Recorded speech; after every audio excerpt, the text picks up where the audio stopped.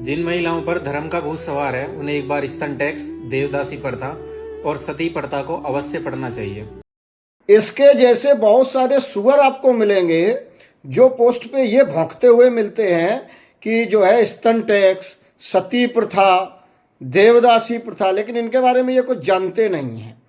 जो इसने पहला नंबर बोला है स्तन टैक्स का, त्रावणकोर में जो स्तन टैक्स की इसने बात की, वहाँ पे एक अंग्रेज आया विदेशी जिसने वहाँ पे देखा, वो अपने बुक में उसने लिखा हुआ है कि ये बताओ, जब वहाँ पे वो राजा के दरबार में गया तो रानी भी नीचे के वस्त्र पहने हुए थी, ऊपर के वस्त्र उन्होंने नहीं पहने थे क्योंकि वहाँ गर्मी बहुत हुआ करती थी, तो वो लोग नहीं पहनते थे। तो क्या रानी के ऊपर भी स्तन टैक्स लग रहा था क्या?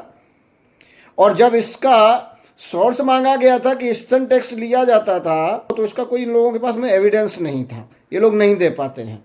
और दूसरी बात इसने जो बोला है देवदासी प्रथा, देवदासी प्रथा क्या थी? जब देवदासी कोई बनती थी स्त्री, वो मंदिर में रहती थी, नृत्य करके भगवान के सामने उनकी प्रार्थना करती थी, वो देवदासी प्रथा थी। और जब उसको किसी से प्रेम होता था या किसी को उससे प्रेम होता था, वो प्रेम विवाह करते थे, ये थी देवदासी प्रथा। और तो और इसने अभी बोला सती प्रथा। सती प्रथा जो थी वो कुरूति नहीं थी। सती प्रथा क्या थी? जब किसी की पति का देहांत हो जाता था तो वो पत्नी जब वहाँ पे संस्कृत से मंत्रोच्चारण होता था, वो पहली परिक्रमा लेती थी, तो वहाँ पे वो बोलती थी कि मेरे पति का आज से स्वर्गवास हो गया, मेरी सुरक्षा की जवाबदारी कोई लेगा समाज में, ये होता था।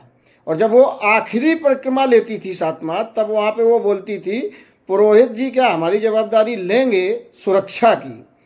तो जब वहाँ पे ये जब वाक्य बोला जाता था, जब कोई उनकी सुरक्षा की जिम्मेदारी नहीं लेता था, तो वो गांव छोड़कर जाती थी मंदिर में, जो वहाँ पे पूजा पाठ होता है, वहाँ वो ग्राउंड में साफ सफाई वगैरह का काम करती थी, वहाँ वो अपना जीवन यापन करती थी।